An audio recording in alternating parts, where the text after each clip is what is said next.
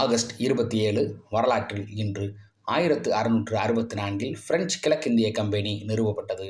1939 உலகின் முதலாவது ஜெட் விமானம் சேவைக்கு விடப்பட்டது.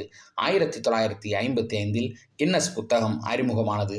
1956 உலகின் முதலாவது வணிக ரீதியாக மின்சாரம் உற்பத்தி செய்யும் அணு மின் நிலையம் ஐக்கிய ராச்சியத்தில் நிறுவப்பட்டது.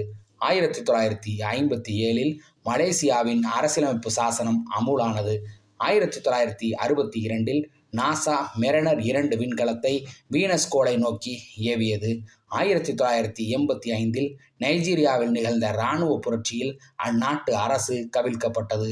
1999 சோனாலி பானர்ஜி முதல் பெண் கடல் பொறியியலாளர் ஆனார். 2003 60,000 வருட இடைவெளிக்கு பிறகு செவ்வாய் பூமிக்கு மிக அருகில் வந்தது. 2011